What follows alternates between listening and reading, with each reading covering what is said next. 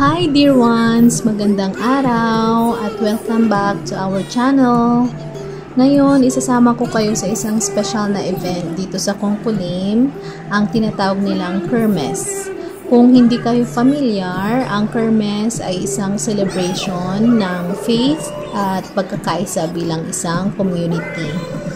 Ang nag-organize nito ay ang youth organization ng Kongkulim Parish Youth. So makikita nyo talaga yung effort ng mga kabataan nila na grabe yung effort to bring the community together talaga. Yan sila yung busy sa pag-prepare ng mga food na ibebenta nila para sa mga kababayan nilang nakikisalo sa event, at sila rin yung namumuno sa mga palaruan or pag-games. Ganon. Sila ang nag-isip din talaga ng concept ng kung ano ang ipapalaro nila. Yung program is parang fiesta din sa atin sa Pinas. May pa-intermission number sila. May sayaw, may kantahan, at merong pa-bingo din sila dito pala. Yung ang tawag sa atin bingo, diba? Pero sa kanila housing. Parehas lang, may card tsaka may bunutan ng numbers, ganun. So makikita nyo dito.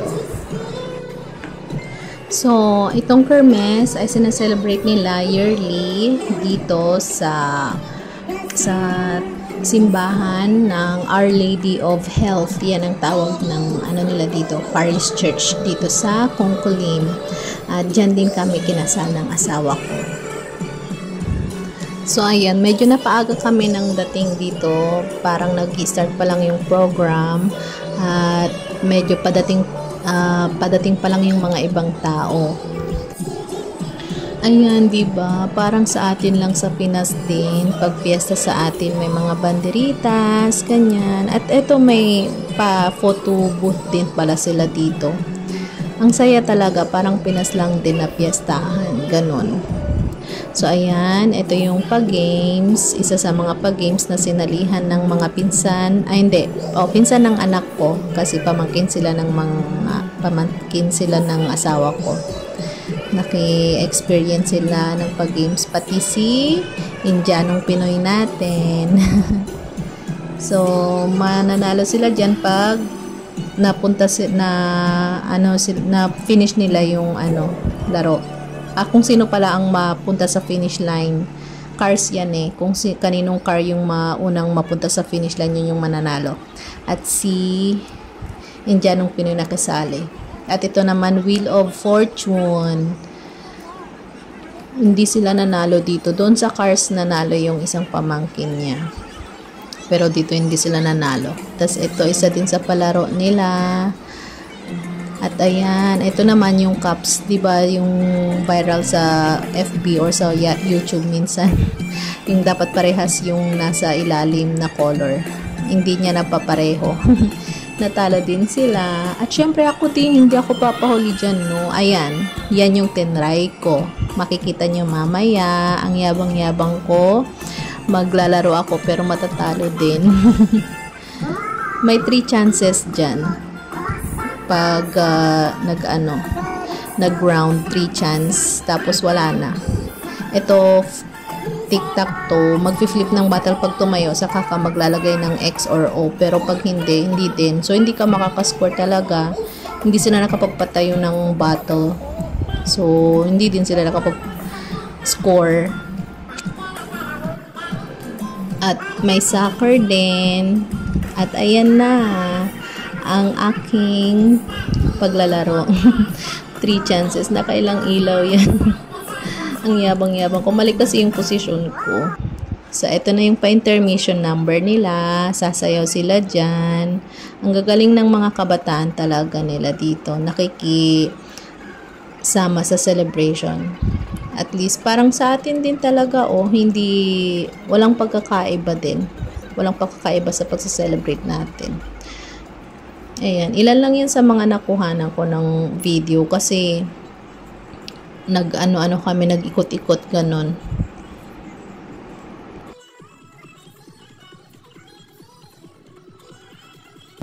At ayan, syempre, hindi mawawala ang kainan. Mga napagod sa paglalakad-lakad. Ayan, kumakain na kami. At maya-maya, yung palarong housey or anong tawag doon, yung pabingo sa atin, ganun. Pero housey ang tawag nila kasi dito eh.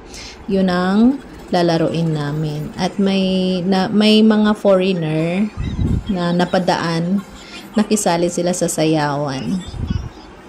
Ito, ano to, parang group din ng mga kabataan na nagbabanda, nagtutugtog. So, may mga singers sila, tas merong mga tagatugtog, parang choir, ganon. Tas may, naka-ano din sila, nakadamit ng traditional clothes nila.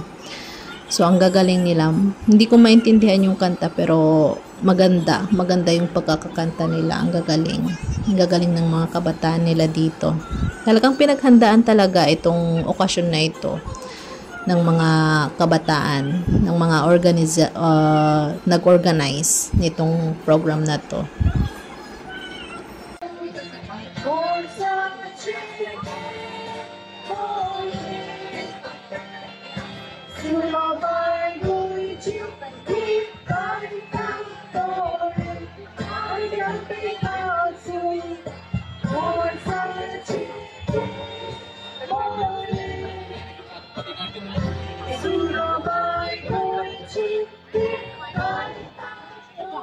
Show me.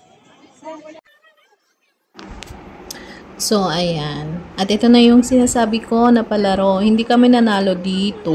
Di ba parang bingo sa atin. Pero ang ano nila dito, dapat makapuntos ka ng 5. Pagbunod nila ng numbers. Yung unang makalima na numbers sa card, mananalo. Eh, ako tatlo na yung numbers ko. 2 na lang naunahan ako. At 2 ang nanalo. Pero dapat 1 lang dapat. So, nagbunutan sila at kung sino yung may mabunot na mataas na number, yun yung makakakuha ng prize. Yun yung prize yung nasa stage. Di ba malaki? yan yung prize ng mananalo. So, ayan, sana na-enjoy nyo ang Kermes experience dito sa Kongkulim. Don't forget to like, share, and subscribe para sa more vlogs update. Kita-kits ulit sa next video namin. Maraming salamat. Hanggang sa muli. Bye-bye!